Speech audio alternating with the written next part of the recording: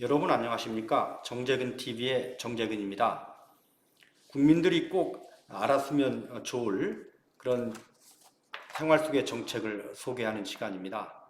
오늘은 4차 산업혁명 시대의 세금, 디지털세에 대해서 여러분께 말씀을 드리겠습니다. 이것은 클리드라고 코리아 로컬 인포메이션 리서치 앤 디벨롭먼트 인스티튜트, 우리말로는 한국지역정보개발원인데요.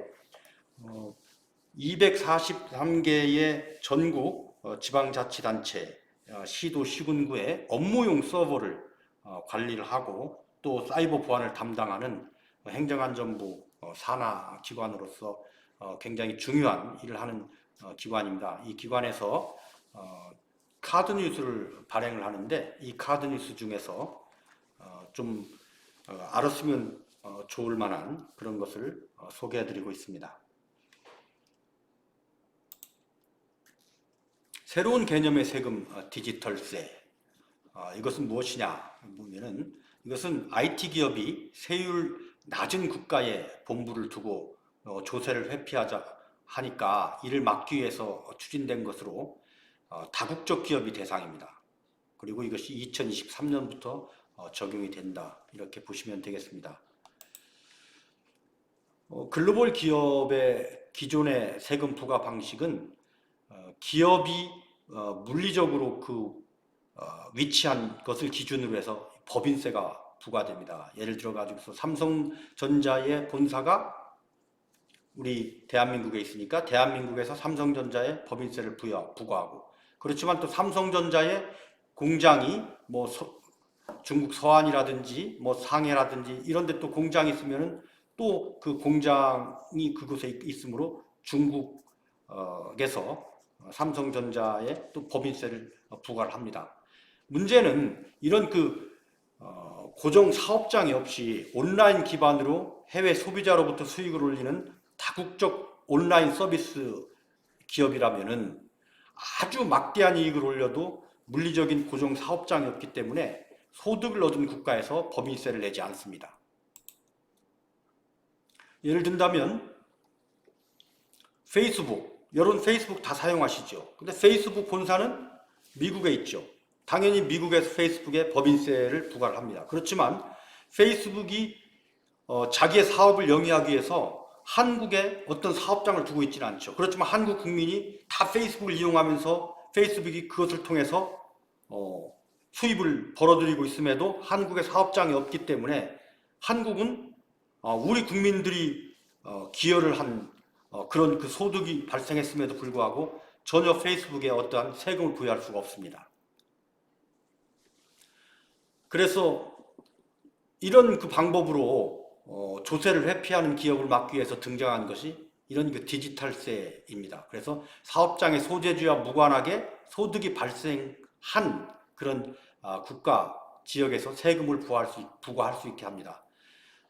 대표 포털 사이트인 구글의 이름을 따서 우리가 구글세, 또 구글, 애플, 페이스북, 아마존 등 글로벌 IT 기업에 부과한다는 의미에서 가파 텍스라고도 합니다. 재밌죠? 구글, 아마존, 페이스북, 구글, 애플, 아마존, 페이스북. 예. 그러니까 가파 텍스 또는 구글세, 디지털세 같이 보시면 되겠습니다. OECD가 발표한 것에 따르면은 다국적 기업들이 조세 회피로 인한 각국 정부의 법인세 수입 감소액은 2014년 기준으로 연간 1,000억 달러에서 2,400억 달러에 달한다고 합니다. 이게 우리 돈으로는 약 116조 원에서 279조, 280조 원 되고요. 또 디지털세를 도입을 하게 되면 전 세계 세수가 약 4% 연간 1,000억 달러 이상이 늘어날 것이다. 이것이 이제 2020년 예측인데요. 대단하죠. 이것이 출발을 어디서부터 시작했냐? 그럼 2015년에 OECD 경제협력개발기구와 G20 중심으로 디지털 경제에 대한 과세 방안을 논의를 시작을 해서 그 이듬해 다자협약 포괄적 이행체계를 구축을 했고, 2020년에는 제10차 이행체계 회의 총회를 열어서 필라 1, 2차 중간 보고서를 발표를 했습니다.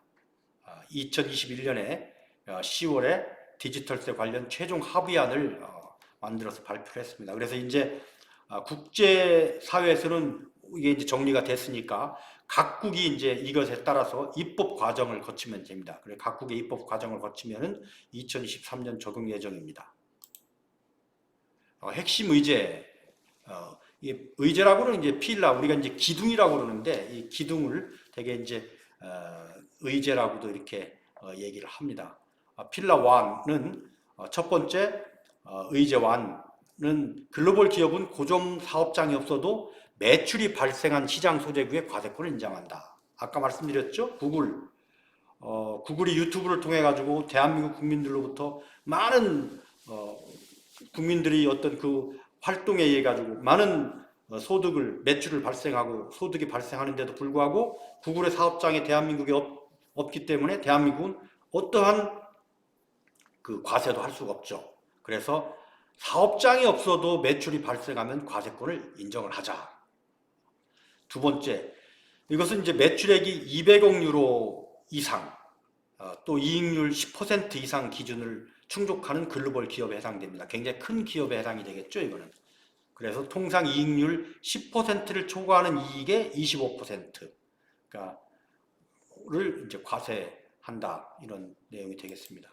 두 번째가 이제 필라 2라고 해서 두 번째 의제는 기업이 국가별 법인세율 차이를 이용을 해서 저세율 국가로 법인을 이전해 조세 회피하는 문제를 방지하기 위해서 글로벌 최저한세를 15%를 도입을 하겠다. 이 얘기는 뭐냐면은 기업은 어쨌든 뭐 소득 세금을 적게 부과하는 데 이렇게 갈 거 아닙니까? 그러니까 각 국가별로 이렇게 경쟁을 서로 하는 겁니다. 어떻게 보면 이제 제로섬 게임이 되는 거죠. 기업만 좋고 국가 간에는 이 출혈 경쟁을 하게 돼서 이런 경우에 이제 빈익빈 부익부라고 해서 세금을 감면을 해줘도 별 지장이 없고 한 그런 잘 사는 국가가 오히려 이런 혜택을 받을 수가 있기 때문에 이걸 막기 위한 그런 정책을 도입을 했습니다. 이것은 매출액이 7.5억 유로 이상의 다국적 기업인데 다국적 기업의 모회사 또는 자회사 소재 국가에서 최저 세율 15%보다 낮은 세율을 적용 시에 다른 국가에 추가 과세권을 부여한다. 그러니까 최소한 15% 이상은 부과를 하라, 이런 내용이 되겠습니다.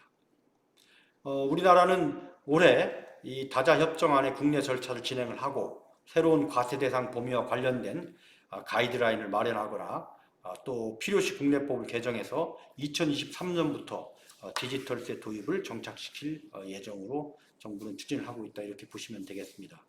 지금 사실 어느 나라보다도 대한민국이 인터넷과 관련된 이런 그 활동이 왕성하죠. 유튜브, 페이스북, 그래서 그 넷플릭스 등등. 그래서 이런 그 다국적 기업들이 우리나라에 사업장을 두지 않고 우리 국민의 어떤 그 활동을 통해서 소득을 창출하는 것에 대해서 우리가 이렇게 디지털세를 부과를 하게 된다면 우리의 그 세수 증대에도 크게 도움이 되고 될 것이라고 이렇게 생각을 합니다.